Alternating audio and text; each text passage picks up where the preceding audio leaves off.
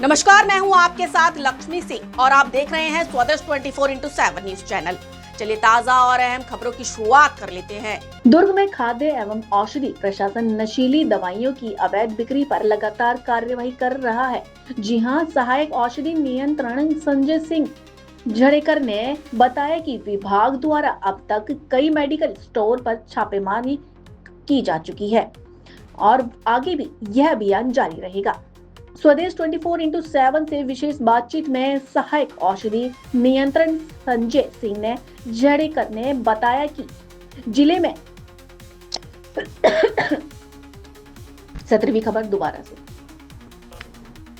दुर्ग में खाद्य एवं औषधि प्रशासन नशीली दवाइयों की अवैध बिक्री पर लगातार कार्यवाही कर रहा है। जी हां, सहायक औषधि नियंत्रक संजय सिंह झड़ेकर ने बताया कि विभाग द्वारा अब तक कई मेडिकल स्टोर पर छापेमारी कार्यवाही की जा चुकी है और आगे भी यह अभियान जारी रहेगा। वहीं स्वदेश 24x7 से विशेष बातचीत में सहायक औषधि नियंत्रक संजय सिंह झड़ेकर ने बताया कि जिले में नशीली दवाइयों की बिक्री पर कड़ी निगरानी रखी जा रही है। अब तक 4 से 5 मेडिकल स्टोर पर छापेमार कार्यवाही की जा चुकी है और नियमों का उल्लंघन पाए जाने पर कानूनी कार्यवाही की जाएगी। वहीं आपको बता दें, उन्होंने आम नागरिकों से अपील करते हुए कहा कि यदि किसी मेडिकल स्टोर में नशीली दवाइयों की अवैध बिक्री की जानकारी मिले तो इनकी सूचना तत्काल खाद्य एवं औषधि विभाग को दे। विभाग शिकायत मिलने पर जांच कर आवश्यक कार्यवाही करेगा। संजय सिंह झड़ेकर ने लोगों को जागरूक करते हुए कहा कि दवाइयां हमेशा डॉक्टर की पर्ची के आधार पर ही खरीदें।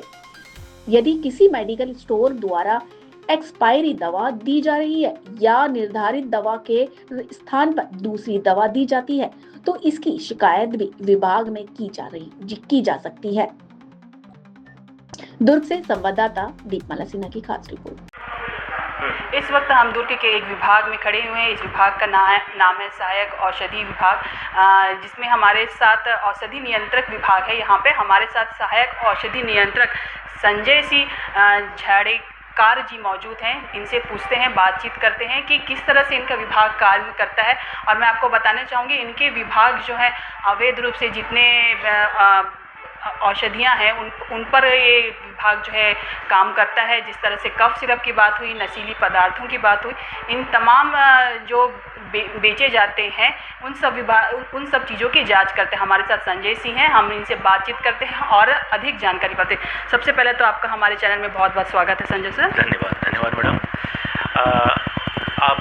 आप सभी को मैं बता दूं कि हमारा विभाग खाद्य एवं औषधि प्रशासन जिला दुर्ग में उप संचालक महोदय डॉक्टर मनोज जानी साहब एवं कलेक्टर साहब श्री अभिजीत सिंह साहब के निर्देश अनुसार कार्यरत है।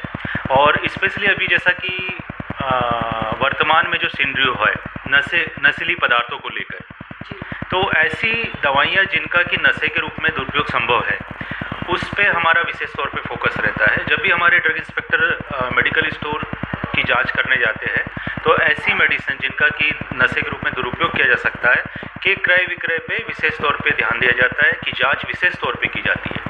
और कहीं हमको यदि इस तरीके की शिकायत मिलती है किसी पर्टिकुलर क्षेत्र में या किसी पर्टिकुलर मेडिकल स्टोर में, तो वहाँ विशेष सघन अभियान करके हम छापामारी की कार्रवाई करते हैं।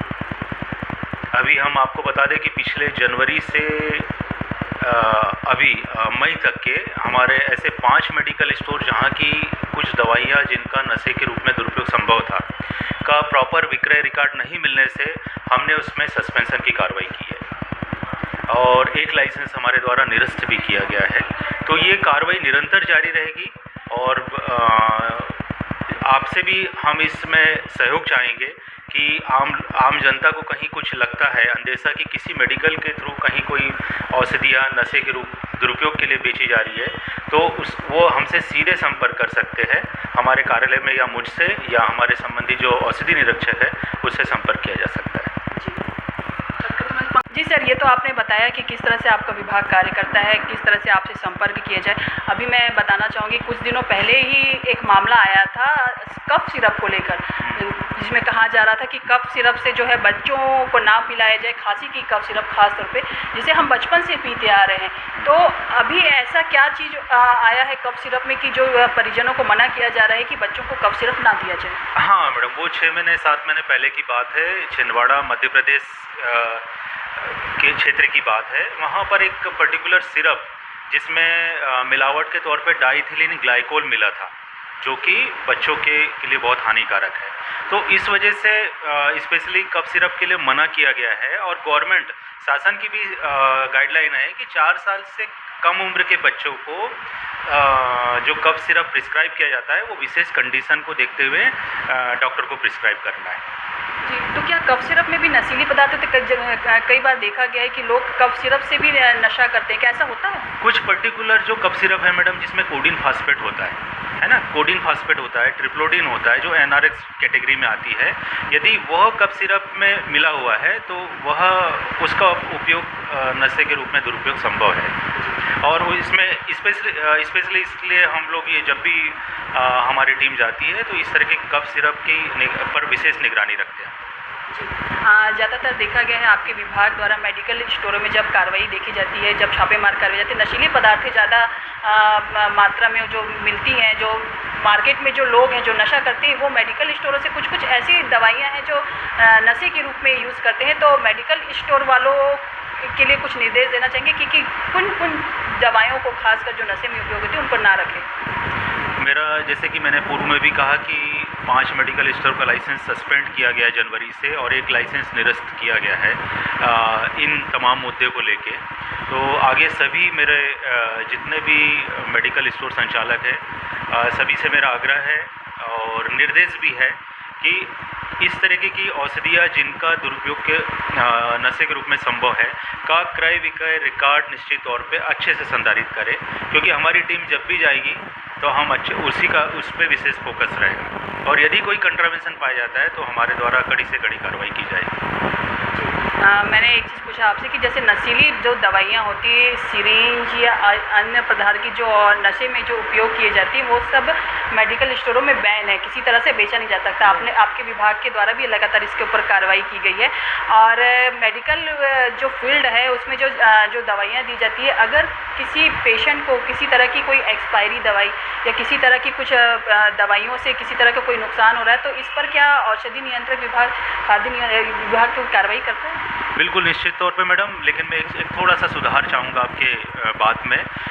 प्रतिबंधित दवा नहीं होती मैडम, है ना। कोई भी मेडिकल स्टोर जैसे प्रतिबंधित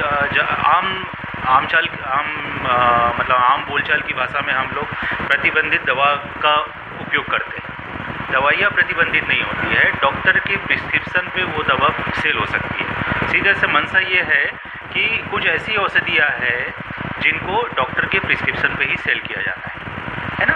तो वो बंदिश है। दूसरी बात, जैसे आपने एक्सपायरी दवा का मुद्दा लिया, तो एक्सपायरी दवा का भी मेडिकल स्टोर में जब मेडिसिन रखी है तो वो एक्सपायर होगी, लेकिन उसका प्रोविज़न ये है कि मेडिकल स्टोर संचालक को उसको सेपरेट अलग रखना है, उसको प्रॉपर लेबलिंग करना है कि expired drug not for sale करके।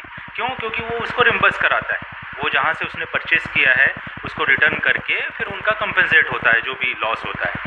तो वो हाँ, लेकिन यदि वो पेशेंट को सेल करता है तो निश्चित तौर पे उस पर कार्रवाई बनती है और कार्रवाई की जाती है। जी हाँ, आपने बताया कि आपके विभाग द्वारा इससे पहले भी 5 मेडिकल स्टोर पर कार्रवाई की गई। तो ये जो कार्रवाई जो की जाती है, आपको कहीं से सूचना प्राप्त होती है, कहीं से शिकायत प्राप्त होती है? और अगर कोई आम जनमानस आपको किसी मेडिकल स्टोर में किसी तरह के नशीली पदार्थों की बिक्री का अगर सूचना देना चाहे तो किस प्रकार से दे, और आपके द्वारा किस प्रकार से कार्रवाई की जाए? ये विश्वास मानिए कि यदि कोई ऐसी सूचना आम जनता के द्वारा आता है तो हम उनका नाम कॉन्फिडेंशियल बिल्कुल किसी को सूचना नहीं देंगे उसकी। और यदि इस तरीके की ऑथेंटिक खबर हमारे पास आती है तो निश्चित तौर पे कार्रवाई की जाएगी। एक आखिरी बात सर, हमारे चैनल के माध्यम से जो आम जनता है, जिन्हें जो ज़्यादा पढ़े लिखे नहीं होते, जो नीचे तबके के होते हैं, ऐसे लोग जो हैं कहीं ना कहीं किसी तरह के मेडिकल स्टोरों के द्वारा किसी तरह की प्रिस्क्रिप्शन से नुकसान होता है, तो इनके लिए कोई संदेश देना चाहें कि जो है आम जनता कभी भी किसी मेडिकल स्टोर में जाए तो सबसे पहले किन चीज़ों का ध्यान रखें और क्या क्या अपने मन में रखें कि वो किसी तरह की ठगी का शिकार ना हो। कोशिश यही करें कि जब भी आप आम लोगों को या कहीं कोई बीमारी या कहीं कोई समस्या आती है तो प्रॉपर डॉक्टर को दिखा के, शासकीय डॉक्टर या निजी डॉक्टर, जैसी भी आपकी हैसियत है उस हिसाब से डॉक्टर को दिखा के फिर प्रॉपर प्रिस्क्रिप्शन लेके ही मेडिसिन क्रय करें। यानी कि आप कह रहे हैं कि अपने मन से किसी मेडिकल स्टोर से जाके दवाई ना खरीदें, ये कहीं ना कहीं नुकसानदायक हो। खासकर देखा गया मेडिकल स्टोरों में जो नींद की दवाइयाँ होती हैं वो मेडिकल स्टोर वाले भी ऐसे ही दे देते हैं, और कुछ दवाइयाँ हैं जो ऐसी बिना प्रिस्क्रिप्शन से दे देते हैं और वो कहीं ना कहीं नुकसान होता है।